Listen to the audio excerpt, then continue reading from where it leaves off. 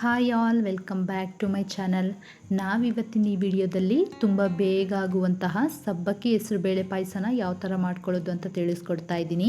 ನಾನು ಹೇಳಿರೋ ರೀತಿಯಲ್ಲಿ ಸಬ್ಬಕ್ಕಿ ಹೆಸರುಬೇಳೆ ಪಾಯಸನ ಒಂದು ಸಲ ಟ್ರೈ ಮಾಡಿ. 1 ಗ್ಲಾಸ್ ಕುಡಿಯೋ ಹತ್ರ 2 ಗ್ಲಾಸ್ ಕುಡಿತಾರೆ, ಅಷ್ಟು ಟೇಸ್ಟಿಯಾಗಿರುತ್ತೆ. ಯಾರಾದರೂ ರಿಲೇಟಿವ್ಸು ಫ್ರೆಂಡ್ಸು ಬಂದಾಗ ಕ್ವಿಕ್ಕಾಗಿ ಏನಾದರೂ ಸ್ವೀಟ್ ರೆಸಿಪಿ ಮಾಡಬೇಕು ಅಂದರೆ ಮಿಸ್ ಮಾಡದೆ ಈ ಥರ ಸಬ್ಬಕ್ಕಿ ಹೆಸರುಬೇಳೆ ಪಾಯಸನ ಟ್ರೈ ಮಾಡಿ. ಹಾಗಾದರೆ ಸಬ್ಬಕ್ಕಿ ಹೆಸರುಬೇಳೆ ಪಾಯಸನ ಯಾವ ಥರ ಮಾಡೋದು ಅಂತ ನೋಡೋಣ ಬನ್ನಿ. ವಿಡಿಯೋನ ಎಲ್ಲೂ ಸ್ಕಿಪ್ ಮಾಡದೆ ಕೊನೆವರೆಗೂ ನೋಡಿ, ಹೇಗೆ ಮಾಡ್ಕೊಳ್ಳೋದು ಅಂತ ಗೊತ್ತಾಗುತ್ತೆ. ಫಸ್ಟು ಸ್ಟವ್ ಆನ್ ಮಾಡಿಕೊಂಡು ಒಂದು ದೊಡ್ಡ ಬೌಲ್ನ ತೊಗೊಂಡಿದ್ದೀನಿ. ಅದರೊಳಗಡೆ 3/4 ಕಪ್ಪಷ್ಟು ಹೆಸರುಬೇಳೆನ ಹಾಕ್ಕೊಂಡು ಲೋ ಫ್ಲೇಮಲ್ಲಿ 8 to 10 ಮಿನಿಟ್ಸು ಚೆನ್ನಾಗಿ ಹುರ್ಕೋಬೇಕು. ಕಲರ್ ಚೇಂಜ್ ಆಗೋ ನೆಸಸರಿ ಇರೋದಿಲ್ಲ. ನಾವು ಹೆಸರುಬೇಳೆ ಉರಿತಾ ಅದ್ರ ಸ್ಮೆಲ್ ಬರುತ್ತೆ, ಅಷ್ಟರವರೆಗೂ ಹುರ್ಕೊಂಡ್ರೆ ಸಾಕು.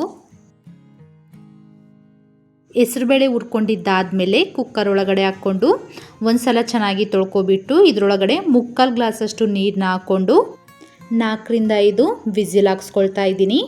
ನೀವೇನಾದರೂ ಕುಕ್ಕರ್ನ ಯೂಸ್ ಮಾಡದೆ ಪಾತ್ರೆಯಲ್ಲಿ ಹೆಸರುಬೇಳೆನ ಬೇಯಿಸ್ಕೋಬೇಕು ಅಂದರೆ ಹೆಸರುಬೇಳೆ ಚೆನ್ನಾಗಿ ಸಾಫ್ಟ್ ಆಗೋವರೆಗೂ ಬೇಯಿಸ್ಕೋಬೇಕು. ಕುಕ್ಕರಲ್ಲಿ ವಿಸಿಲ್ ಹಾಕ್ಸ್ಕೊಂಡು ನಾವು ಹೆಸರುಬೇಳೆನ ಬೇಯಿಸ್ಕೊಳ್ಳೋದೇ ಬೆಸ್ಟು. ಯಾಕಂದರೆ ತುಂಬ ಬೇಗ ಮತ್ತು ಸಾಫ್ಟಾಗಿ ತುಂಬ ಚೆನ್ನಾಗಿ ಹೆಸರುಬೇಳೆ ಕುಕ್ ಆಗುತ್ತೆ.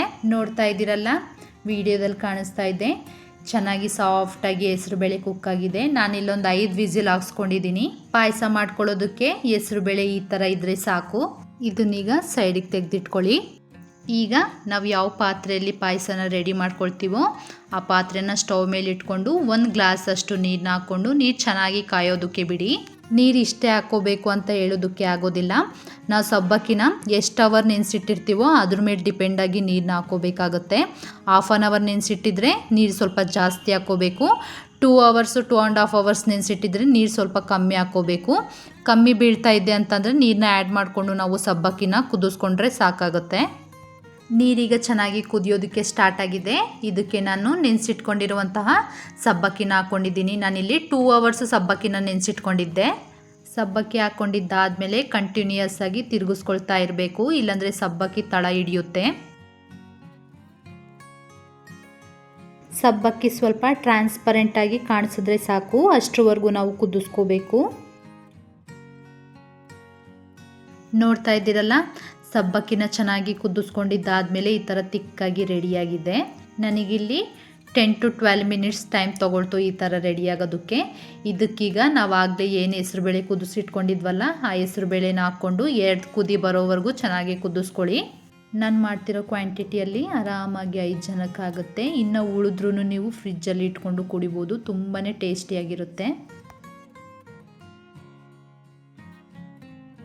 ನೋಡ್ತಾ ಇದ್ದೀರಲ್ಲ, ಹೆಸರುಬೇಳೆ ಹಾಕ್ಕೊಂಡಿದ್ದಾದಮೇಲೆ 2 ಕುದಿ ಬರೋವರೆಗೂ ಚೆನ್ನಾಗಿ ಕುದಿಸ್ಕೊಂಡಿದ್ದಾಗಿದೆ. ಇದಕ್ಕೆ ಈಗ 1/4 ಲೀಟ್ರಷ್ಟು ಗಟ್ಟಿ ಹಾಲನ್ನ ಹಾಕ್ಕೊಂಡು ಮತ್ತೆ 2 ಕುದಿ ಬರೋವರೆಗೂ ಚೆನ್ನಾಗಿ ಕುದಿಸ್ಕೋಬೇಕು. ಒಂದು ನೆನಪಲ್ಲಿ ಇಟ್ಕೊಳ್ಳಿ, ಸಬ್ಬಕ್ಕಿ ಪಾಯಸ ಮಾಡ್ಕೋಬೇಕಾದ್ರೆ ನಾವು ಕಂಟಿನ್ಯೂಯಸ್ ಆಗಿ ಸಬ್ಬಕ್ಕಿನ ತಿರುಗಿಸ್ಕೊಳ್ತಾನೆ ಇರಬೇಕು, ಇಲ್ಲಾಂದರೆ ತಳ ಹಿಡಿಯುತ್ತೆ. ಈಗ ನೋಡ್ತಾ ಇದ್ದೀರಲ್ಲ, ಹಾಲು ಹಾಕ್ಕೊಂಡ್ಬಿಟ್ಟು ಚೆನ್ನಾಗಿ ಕುದಿಸ್ಕೊಂಡಿದ್ದಾಗಿದೆ. ಇದನ್ನು ಸ್ಟವ್ ಆಫ್ ಮಾಡಿಕೊಂಡು ಪಕ್ಕಕ್ಕೆ ಇಟ್ಕೊಳ್ಳಿ. ಪಾಯಸ ಮಾಡ್ಕೊಳ್ಳೋದಕ್ಕೆ ನಾವೀಗ ಸ್ವೀಟ್ನ ರೆಡಿ ಮಾಡ್ಕೊಳ್ಳೋಣ. ನಾನು ಶುಗರ್ನ ಯೂಸ್ ಮಾಡ್ಕೊಳ್ತಾ ಇಲ್ಲ, ಬೆಲ್ಲದಿಂದ ಪಾಯಸ ಮಾಡ್ಕೊಳ್ತಾ ಇದ್ದೀನಿ. ನಾನಿಲ್ಲಿ ಸ್ವಲ್ಪ ಬೆಲ್ಲನ ತೊಗೊಂಡು ಇದರೊಳಗಡೆ 1/2 ಗ್ಲಾಸಷ್ಟು ನೀರನ್ನ ಹಾಕ್ಕೊಂಡು ಮೀಡಿಯಮ್ ಫ್ಲೇಮಲ್ಲಿ ಇಟ್ಕೊಂಡು ಬೆಲ್ಲನ ಕರಗಿಸ್ಕೊಳ್ತಾ ಇದ್ದೀನಿ.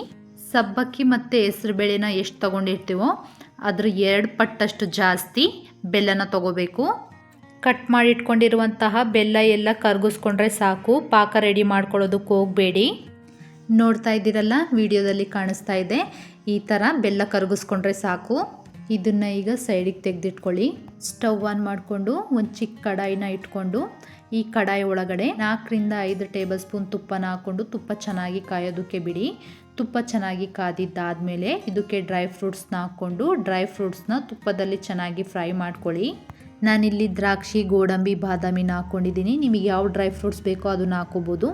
2 ಲವಂಗನ ಹಾಕ್ಕೊಂಡು ಫ್ರೈ ಮಾಡ್ಕೊಳ್ತಾ ಇದ್ದೀನಿ. ಲವಂಗ ಹಾಕ್ಕೊಳ್ಳೋದ್ರಿಂದ ಪಾಯಸದಲ್ಲಿ ಫ್ಲೇವರು ತುಂಬ ಚೆನ್ನಾಗಿ ಬರುತ್ತೆ. ಇದು ಆಪ್ಷನಲ್ಲು, ನಿಮಗೆ ಇಷ್ಟ ಇದ್ದರೆ ಹಾಕ್ಕೊಳ್ಳಿ, ಇಲ್ಲಾಂದರೆ ಸ್ಕಿಪ್ ಮಾಡಿ. ಇದಕ್ಕೆ ಈಗ ಚಿಕ್ಕದಾಗಿ ಕಟ್ ಮಾಡಿಟ್ಕೊಂಡಿರುವಂತಹ ಹಸಿ ತೆಂಗಿನಕಾಯಿನ ಹಾಕ್ಕೊಳ್ತಾ ಇದ್ದೀನಿ. ನಿಮಗೆ ಬೇಕು ಅಂತಂದರೆ ಒಣ ಕೊಬ್ಬರಿನ ತುರ್ಕೊಬಿಟ್ಟು ಹಾಕ್ಕೋಬೋದು, ಇಲ್ಲಾಂದರೆ ಹಸಿ ಕೊಬ್ಬರಿನ ತುರ್ಕೊಂಡಾದರೂ ಹಾಕ್ಕೋಬೋದು. ತೆಂಗಿನಕಾಯಿನ ಹಾಕ್ಕೊಳ್ಳೋದ್ರಿಂದ ಪಾಯಸದಲ್ಲಿ ಅಲ್ಲಲ್ಲಿ ಬಾಯಿಗೆ ಸಿಗ್ತಾ ಇರುತ್ತೆ, ಟೇಸ್ಟ್ ತುಂಬ ಚೆನ್ನಾಗಿರುತ್ತೆ. ನಿಮಗೆ ಇಷ್ಟ ಇಲ್ಲಾಂದರೆ ಸ್ಕಿಪ್ ಮಾಡ್ಕೊಳ್ಳಿ.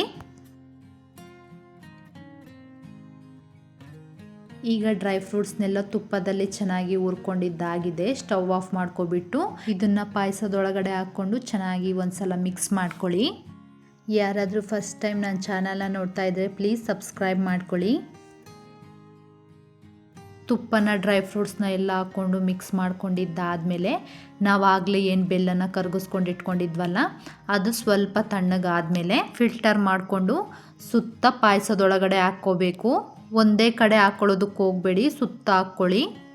ನಾನಿಲ್ಲಿ ಬೆಲ್ಲ ಹಾಕ್ಕೊಳ್ಳೋ ವಿಡಿಯೋ ಮಿಸ್ ಆಗಿದೆ. ಬೆಲ್ಲ ಹಾಕ್ಕೊಂಡಿದ್ದಾದಮೇಲೆ 2 ಕುದಿ ಬರೋದಕ್ಕೆ ಬಿಡಿ.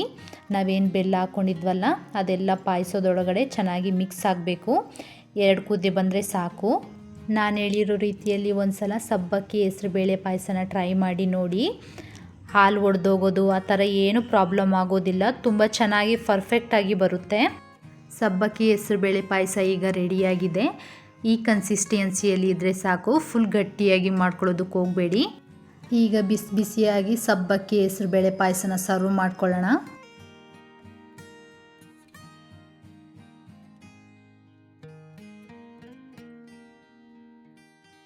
ನೋಡಿದ್ರಲ್ಲ, ಸಿಂಪಲ್ಲಾಗಿ ಟೇಸ್ಟಿಯಾಗಿ ಸಬ್ಬಕ್ಕಿ ಹೆಸರುಬೇಳೆ ಪಾಯಸನ ಯಾವ ಥರ ಮಾಡ್ಕೊಳ್ಳೋದು ಅಂತ. ಮಿಸ್ ಮಾಡದೆ ನೀವು ಒಂದ್ಸಲ ಟ್ರೈ ಮಾಡಿ. ನಿಮಗೂ ಈ ವಿಡಿಯೋ ಇಷ್ಟ ಆದರೆ ಪ್ಲೀಸ್ ಸಬ್ಸ್ಕ್ರೈಬ್ ಮಾಡ್ಕೊಳ್ಳಿ.